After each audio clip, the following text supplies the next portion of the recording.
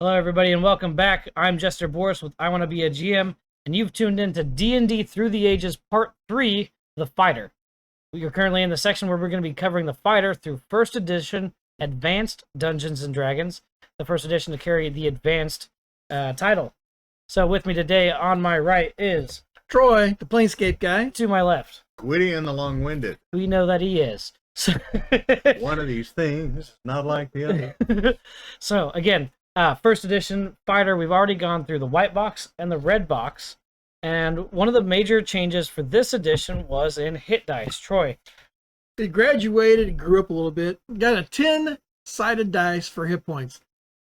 10! Count them! And that's the, so this is the first time we see, we had started with a 6, got bumped to an 8, stayed at an 8, and now we're finally at a 10, and this fighter's been at 10 all the way into 5th edition. Yep, all the way to 5th. He still hit 10-sided dice, and that's the most that any of the character classes have, and that's because his job is to be up front and act as a tank, a speed bump, whatever you want to call him. The idea he's going to have coming damage at him. Sorry. He's going to be receiving multiple damage, yes. So to that point, the cleric was sort of the other frontline class that we've covered before, and they had a D8. They grew up to D8, yes. But they were the only ones that could wear armor and such. And this differs so much from the original book where they took the chainmail rules and said, okay, first you have your ranged people, you have all your siege weapons go, right. Then you have your ranged people shoot, then you have your magic users. Now we'll use the fighters. As we're working now, it's basically where everybody rolls in their initiative, but the fighters are still up front. Yeah, protecting everyone else. Particularly, you've got the shield, you've got the armor, then you're going to be backed up with either a long weapon, archery, magic, those sorts of things. Your ability scores are now tied directly to the class that you're allowed to be. Well, yeah, there's a lot of so that changed. Now it's a point of minimum required. Yep, minimum requirements. So if you don't meet the minimums, you may have to choose a different class. But, Troy, we got a different method for ability score generation than we've seen in the other editions. Okay, so when you bring this one out, we have like 30 different methods. But as far as the basic rules, the Advanced Dungeons and Dragons prescribes, what? 4 dice 6 per stat. Drop the lowest. Drop the lowest. Mm-hmm. So that's something that we see in a 5th edition now, 46. For each of stats, drop the lowest. However, as Troy indicated, the Unearthed Arcana had, I think it was at least 7 more methods. Yeah. And at page 72, I think it was. I had to look it up a lot when we play 1st edition. But the method that he uses for his games was really quite interesting because you got more dice based on your prime requisite. So, Gwydion, talk a little bit about that while he gets this chart out for us. Don't have that wrote down. You No, well, you played it. The primary exits, you get like 5 dice, and then you get to pick the best 3 before you went. So when if I get to roll 96 for strength, as a fighter, what's that going to do for me? Probably going to give you an 18 somewhere in there. Yeah, but improves your chances. So here we go. This is the number of dice 6 that are rolled one time per stat. So as a basic fighter, because we also have Cavalier and Paladin that are subclasses, and a Ranger that are subclasses. But a straight fighter would roll 9 dice 6 one time for strength. So on the opposite end of that, though, you get less dice for your lesser stats, right? Yes. So on the opposite end of that, what would we see for the fighter? So for the fighter, for intelligence, 3 dice 6. All right, and so now you can still end up with a 3. One.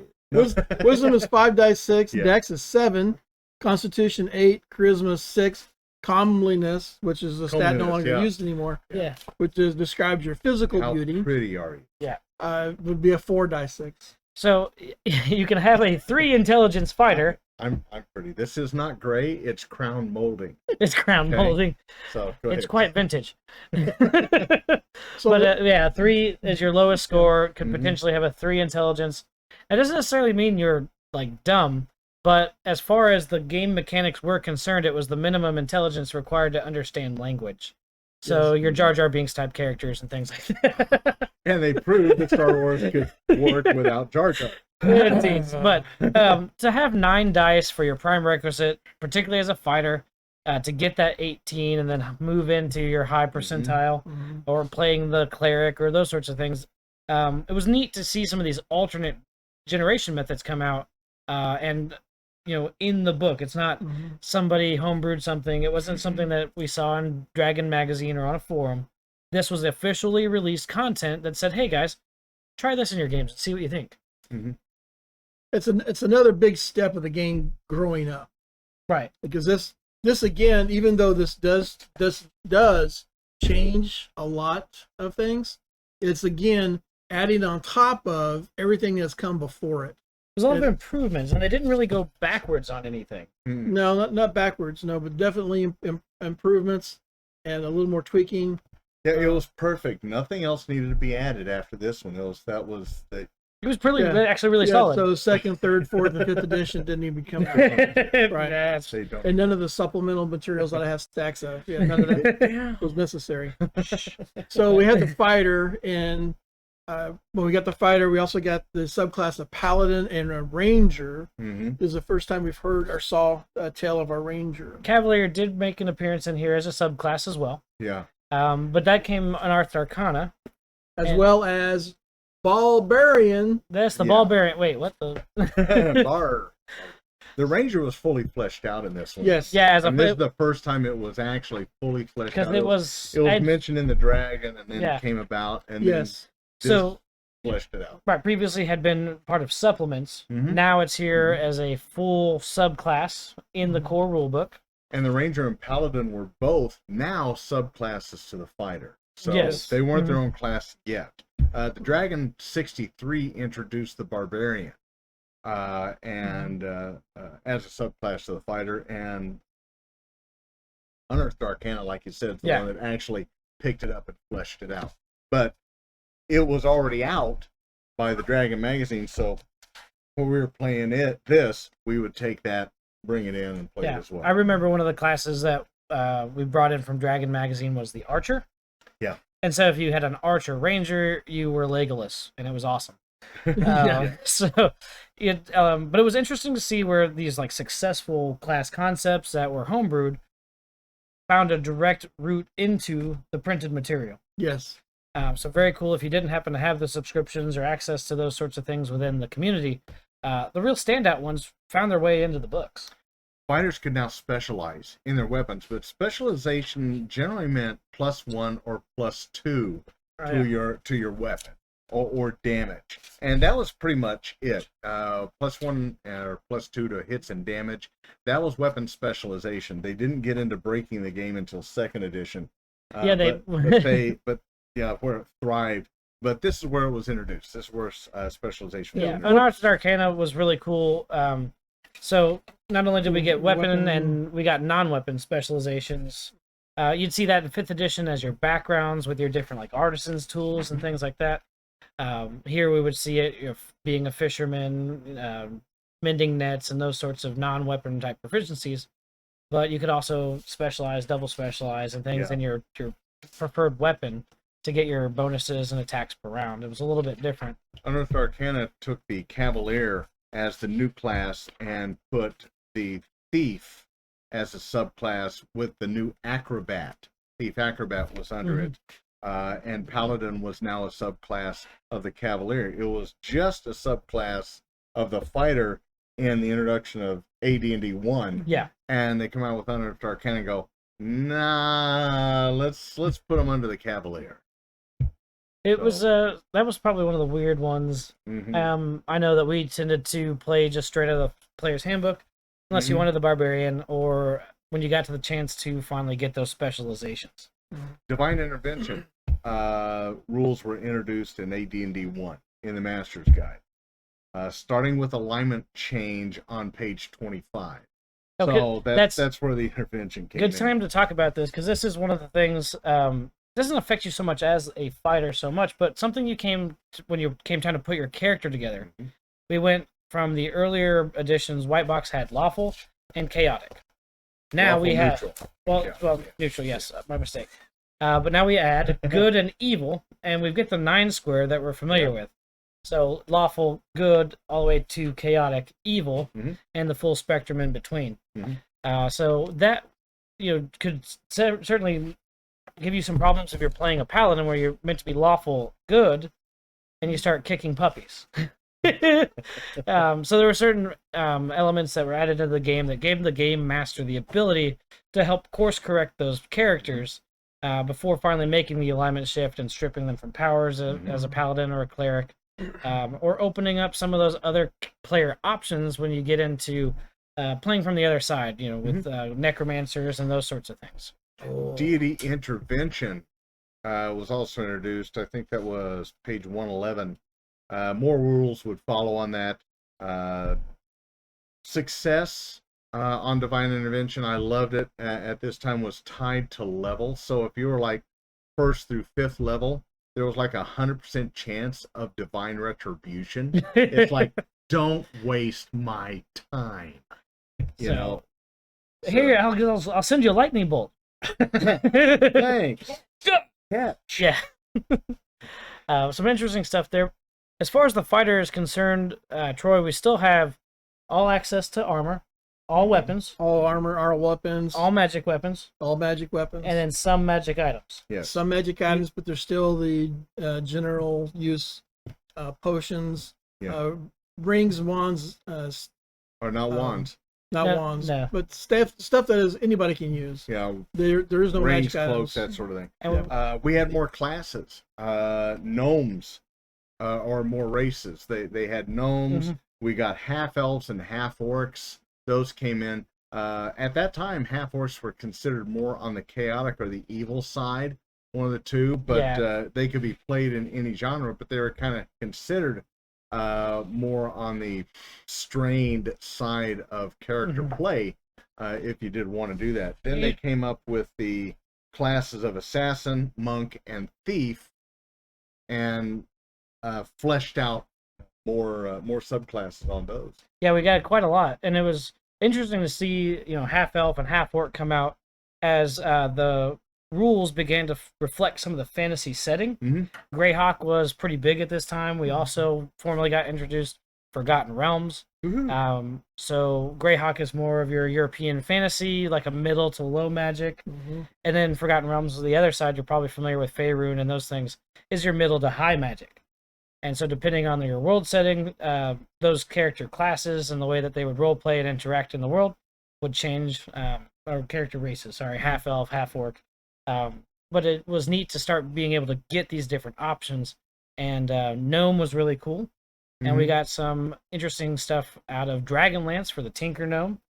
Gnome's also the best miner, so if you're building castles and such like that, those are the guys to go for and to have on your team. As you get to those levels, because it's still part of this system, as we've spoken earlier, that when you get to the 9th level, you gain the title of Lord, you're expected to put together a keep, a holding. And, if you want mining, you go and you get gnomes. If you want tinkering, you go to the other planes of existence and get tinkering. But, I've only ever had one character that went through the hassle of building a keep and hiring people and making a village and creating a silver mine and all this kind of stuff. It just turns into just too much. Yeah, but all my other characters that are over 9th level just live at the Holiday Inn. He's definitely the hobo. He's his own patron to the barmaids. Yep, I have a horse. Let's go. See, my campaigns were completely different. We did full-on backgrounds. That's not going to happen over there at Troy's place. Full-on backgrounds. Your background needs to be able to fit on your tombstone. Not going to happen. It'd have to be it's going to have to be a crypt, inside and out. So let's hit real quick. So as a fighter, psionics got a makeover. It and did actually use. We don't like psionics. No, but this was an interesting for the setting, for the rule set. Fighters being able to use psionics was an expansion of psionics. Yep. So if that was something that you were using, that was a new thing for you as a fighter. Still didn't give a wet slap about that stuff. Most people did. If you were once, you could use it once. Skeeter, you got a nosebleed over there. Watch the head go. So, Troy, you had a table there you wanted to discuss real quick. Just real quick. Mhm. So everybody knows and loves and hates the Bard. So the yeah. Bard in first edition here had to start not as a Bard, but as a fighter. You had to get up to 5th level as a fighter, and then you had to take on another class. Thief. Yeah, thief. Thief. They begin exclusively as a fighter until they have achieved 5th level, and then after that, they must after 8th level, they must change their class to a thief.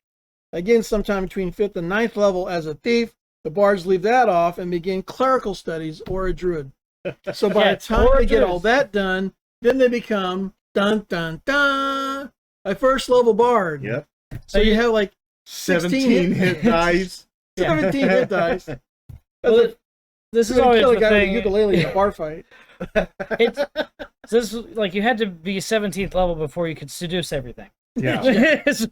Which was not what bards did in the old days, for sure. Well, in But the it old was- days, when there was a bar fight Yeah. and there was a band in the corner, and there's one guy over there playing, and you can tell that the music is affecting people, you didn't want to mess with him because you knew an old style bard with no armor, no apparent weapons, just playing his little ukulele, could just walk through everybody in the place. Yeah. Yeah, and to that, as we started to see write-ups for certain monsters, bad guy NPCs are like, oh, he's a level 2 bard. You're like, never mind. Again, that was the beautiful. That was the beautiful thing about AD&D is now we have more monsters. Oh yeah, We have more treasure. So- We have more. One of the interesting things about that, as a bard, Mhm. so when you are a first level fighter, you use a 10-sided hit dice for your hit points. Mhm. So up to 5th level, 6th level, you're a fighter. yeah. Mhm. So you have those hit points. Then you become a thief. You're using Your hit die changes. your hit die D6. changes to Yeah. 6, and then when you're a cleric, you're using D8. a D8. So all of those hit points you keep. Right, because your character is still advanced. Right. So then when you get up to first level bard, you're back to using a 6-sided dice for your hit points. Well, they have to balance It you is- some way. Yeah. It But- just gets And crazy. you had magic. But you're a first level character with 40 something hit points, 50 Yeah. 50 hit points, whatever. Yeah. So it was definitely pretty interesting with the introduction of the bard in that way. Quite a departure from how we see bard from third edition and all the way into modern 5th edition. Not quite as powerful, but definitely somebody that can fill those gaps inside your party and be the fighter, do the healing, do a little bit of buffing.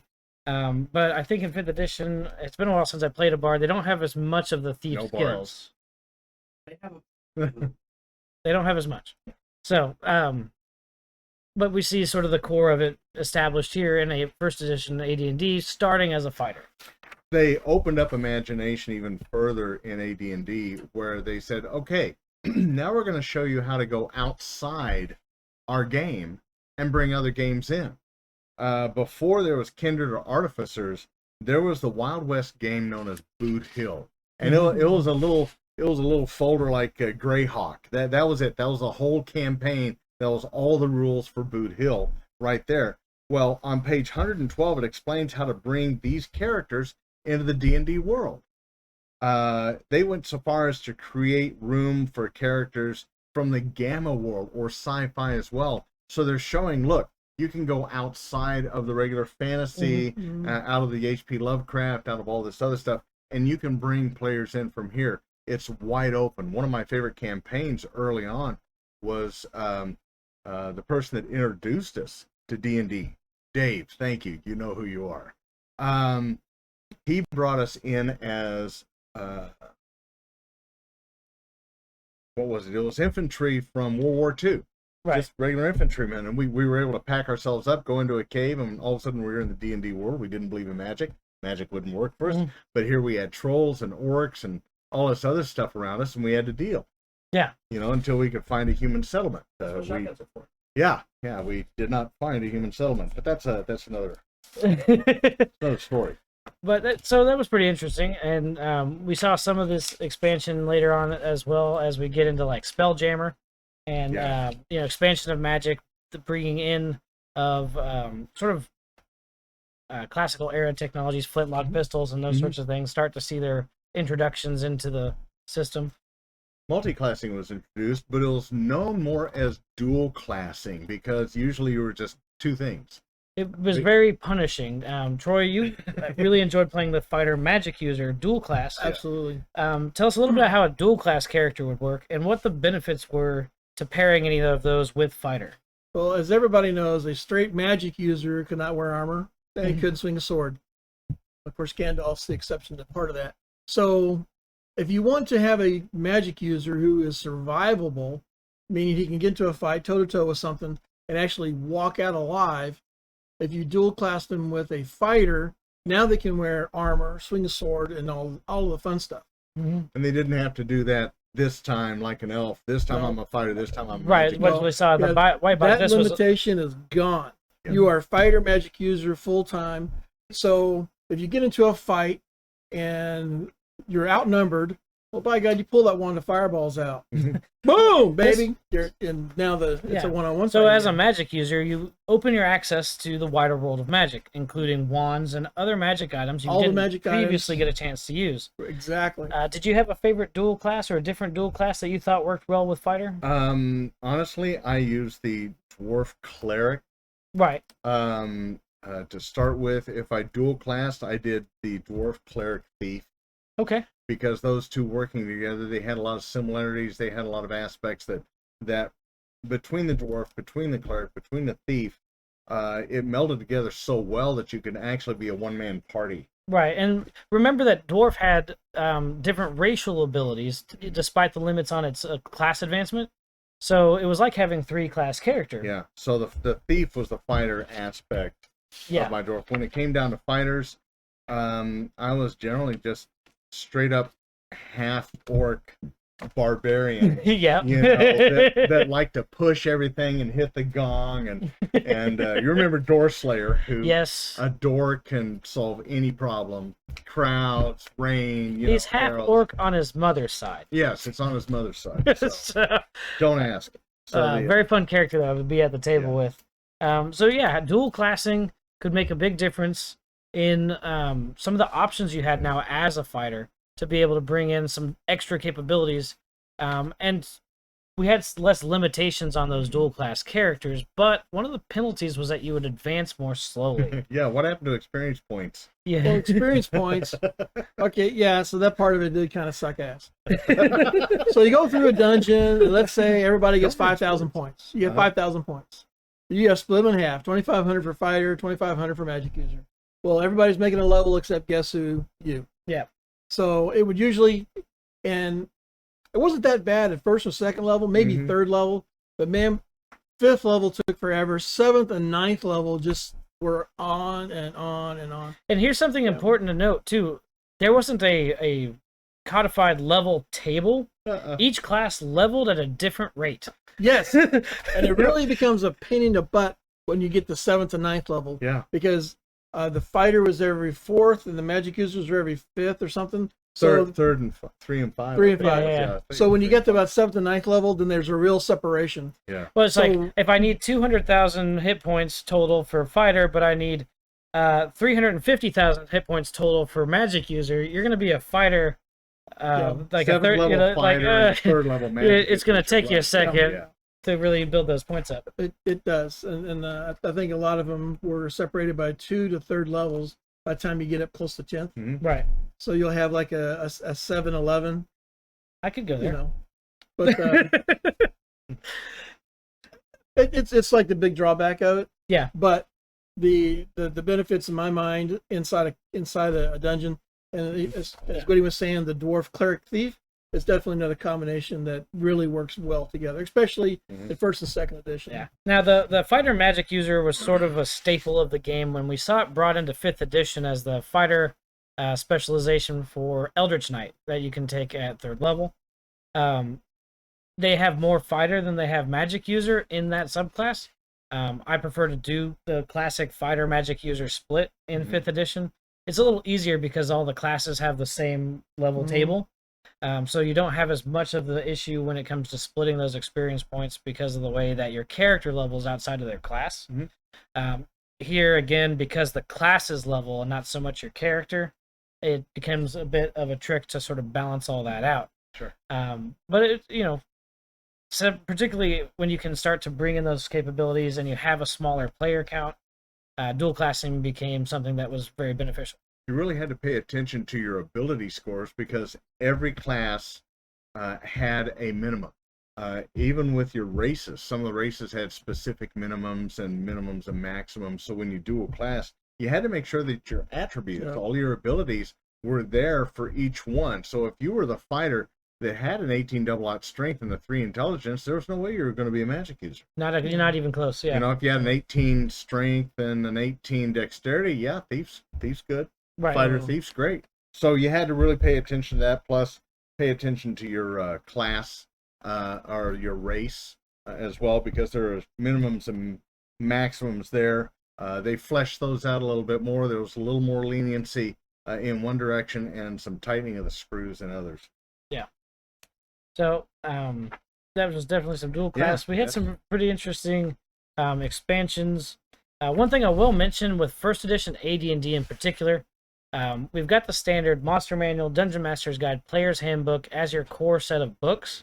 When it comes to first edition AD&D, we add in the Unearthed Arcana as one of the core that we recommend, just because this expanded your options a lot as a player, and brought in some additional flavor for you as a game master. A lot more spells, I think. Yeah. So There's probably at least 3 to 5 spells per level per cleric and magic user. That's not in the player's book. They're only in the Unearthed Arcana. Or magic stuff. So as we went into the later editions, that found its way into the base game. It did. But here in Advanced Dungeons and Dragons First Edition, we include the Unearthed Arcana as a core 4 instead of a core 3. Just so that when you're playing the game, you've got access to the Barbarian and some of the expansion that really, I think, sets the tone for the game a lot better with having it. Absolutely. Cool. So, was there anything else we needed to cover about the fighter? Hit dice is 10. He's using armor and weapons, magic all over the place. Still cannot use magic items that are specifically for a magic user. Only stuff that's general use, utility. Weapon specializations, all kinds of special skills. He's turned into especially if you use the weapon specializations from Unearthed Arcana. Yeah, he is turned into La Machine, killing machine. Yep. We got a couple subclasses: the Cavalier, the Paladin, and the Ranger. So brought in the other worlds, brought in other games. That is one thing genres. I want to mention too. If you could see some of the stuff here that's behind Troy may or may not be in the shot. But we got a lot of expanded fighter options or character classes, and generally based on the world setting.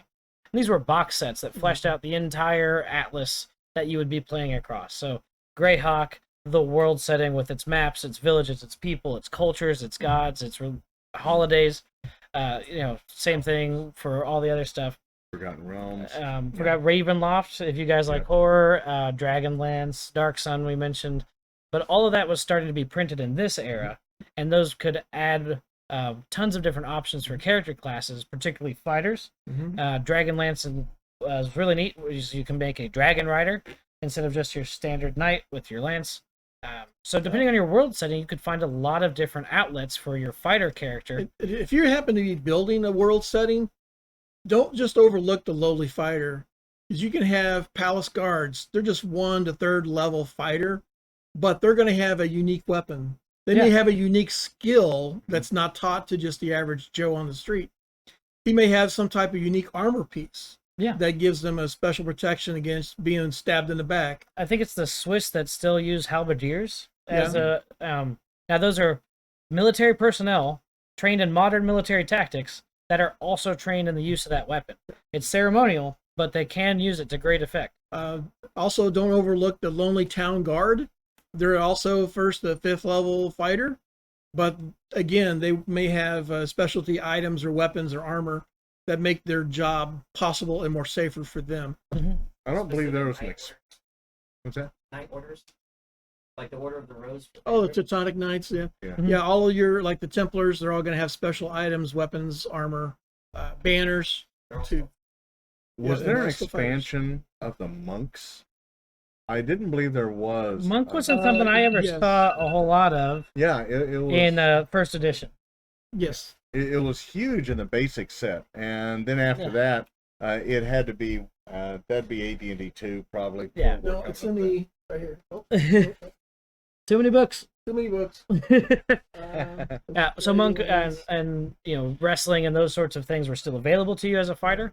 I just don't remember I seeing don't it a remember lot. It's seeing in a the lot Oriental about the book of. Is there Oriental Adventures up there? Yes, That doesn't count yet. It's first it does. edition. First Is it? edition, yeah. First It says edition. Greyhawk Adventures, Manual of the Plains, Oriental Adventures. Dungeoneers. No, we got too many books, folks. Where's it at?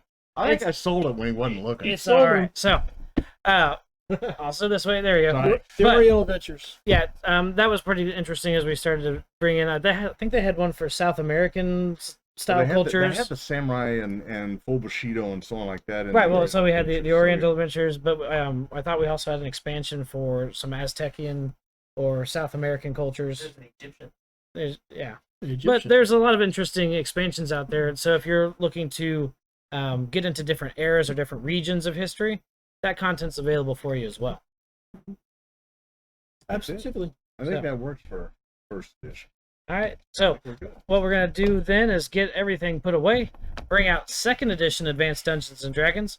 One of the things that we're going to note here is that there wasn't a ton of changes, but there was a ton of expansion. Ton of expansion. I think there's like a literal ton of paper of expansion. Right back here. And So- a lot more stuff. Lots So, more stuff. what we're going to show you is some of that content because it's not widely known. And if you're looking to really spice up your fighter, we're going to highlight that so that you can borrow that content for your games. Tobacco was still in use. Oh, You know, get plus over it, was Grandpa. still in use. And it will be on the next one. Yeah. And something they don't do in 5e that they're still doing here and expanding on is the pricing structure of stuff.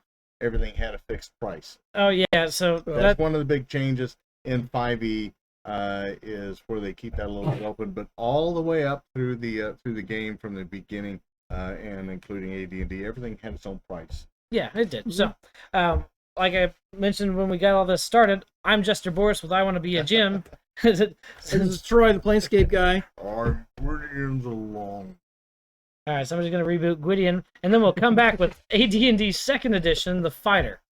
Woohoo!